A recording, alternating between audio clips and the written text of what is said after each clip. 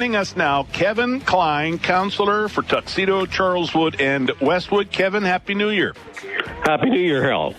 Thanks a lot for jumping on. It's been a while since I've had you on. I heard you on with Kathy Kennedy, and I thought, geez, I gotta get on this. Kevin's my friend, and I'm not having him on enough. I was thinking the same thing.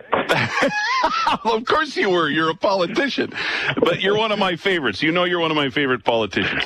Thank you. Let's talk about a couple of things here. We'll start with clearing the sidewalks. I've seen on your social media feeds you have concerns. You shared some photos, and now your fellow councillor in St. Boniface, Matt Lard, has tabled a motion asking administration, City Works, to figure out a way to prioritize sidewalk clearing. It's our question of the day at CJOB.com. This is a concern for you too, eh? Yeah, it's a concern for me. I have to say that I was a little bit taken back by Councillor Lard's motion that he moved because we had just voted on the budget. I didn't support it. He did. And, you know, over the last few years in the budget process, they've all put in less and less snow removal money, and they've done cutbacks. But now it's nice to see that we're looking that it's time to improve our snow removal. But I don't think it goes far enough, Hal. I think he's only gone halfway. Okay, explain. Well, I think that what we have to understand is that there's a lot of streets, residential streets in our city that don't have sidewalks.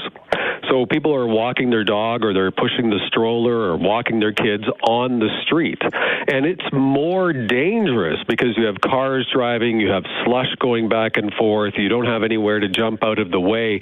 And when those streets are in bad condition, it really makes it unsafe. The safety really becomes a concern. And I think if you're going to focus on the sidewalks, that's great. But what about those that are still taxpayers, that are still residents, that don't have a sidewalk? We have to start thinking about them at the same time. And really what that is, in my opinion, is that we've got to change the way we think at City Hall. We have to stop thinking like tax collectors and start thinking like service providers. Mm-hmm. Yeah, and you talk about streets with no sidewalks. I mean, there are plenty of those in Charleswood, right? And you know that well. I know that very well, and I've talked to a few of my councillor colleagues who also have the same problem, and they've been getting phone calls. I spoke to a resident the other day. It was so sad. She fell and broke her wrist. Never broke a bone before. A mature lady, broke her wrist. She's now kind of laid up for 6 weeks, but it was because she was walking on the street. It was slippery, icy. She slipped, didn't have a sidewalk to walk on, wasn't cleared. The street didn't get cleared. And that is part of the problem. And especially now when we know more and more people are walking outside. This isn't a shock to us. So we need to start thinking ahead. We know this is happening. Why do we wait until CJOB does a poll and then all of a sudden the city puts out, well, we're going to clean the residential streets? We're reacting. Yeah. We don't have to react. We know. You think the timing of that? You think the timing of that is interesting, eh? I think the timing of that is absolutely interesting. All of a sudden, it's a news story. You have a poll on it. You're talking about it. Your colleagues are talking about it. And within 24 hours, what happens? Residential parking ban. We're going to clean all the streets out of the blue, right? It wasn't discussed. Wasn't going to happen. Mm-hmm. Starting Thursday morning at 7 a.m. in zones D, G, H, P, and S, by the way. As I look at and this isn't scientific, Kevin, but as I look at our question of the day at CJOB.com, 2/3 of people either say it's a mess always, or sometimes it's okay, sometimes not so much. So there's definitely a lot of dissatisfaction out there about sidewalk clearing. Good services make good cities. Our services have been diminishing since 2014. Yeah. And I've had some text messages and emails come in since I began talking about this at 12:30 this afternoon when I took over the airwaves here at CJOB. And some people are saying you can't have it both ways. You either, we want to save money, times are tough, or yes, we'll shovel your sidewalks more. But you believe we can have both. I believe we can have both. Great question and great point. When we're spending $40 million a year on consultants and outside consulting and reports, I think that money can be better spent providing services. Again, let's change the way we think. We're not tax collectors, we're service providers. That's why we're called the public service. We just have to change the way we think. Mm-hmm. I don't expect you to make the announcement today on my show, but you will announce on my show whether or not you are running for mayor, right? You are I consider you the number one Canadian, not 34th greatest Canadian. You're the first greatest Canadian in my world. So if anything ever happens, I'm calling you because I do that anyways. You know that. I appreciate that. Thanks, Kevin. And I want to ask you, too, I saw your news release about wanting some Indigenous representation on the Bay Committee that the mayor struck. And listen, I think this committee is a great idea, and I said so on my show. I think it's the right move by Mayor Bowman. But I'll be honest with you, I read your news release on this, and I said, he's right. Like, there should be Indigenous representation on this committee.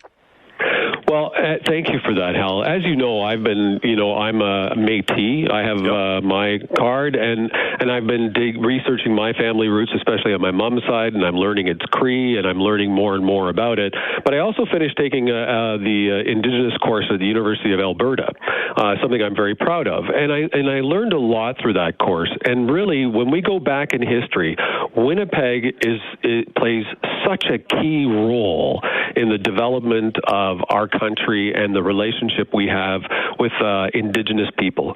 And Hudson Bay plays a big part of that. Right. Huge. And huge. And I cannot imagine why we would not have an Indigenous elder on that committee. It's an advisory committee. The Indigenous elders will share stories of the past. We'll learn from that. And then have a Métis representative, because Métis people, let's go back in history, how did that start? Well, we could probably connect a lot of that to HBC. Mm-hmm. So why wouldn't we have their voices on the advisory committee? And I was, it's not meant to be personal. I think we talk about reconciliation, and as a city, we introduced in the last few years that we always start our meetings by acknowledging that we're on Treaty 1 territory, the birthplace of the Métis Nation. Well, let's honor that. Enough talk. Walk the walk. Honor that. Yeah, walk the walk, and have them let's sit at the table as equals. Let's sit at the table as equal voices. Now, I know the response from the mayor's office was, well, we have two individuals that have Indigenous descent. Really? Okay. Share. But an Indigenous elder is something special.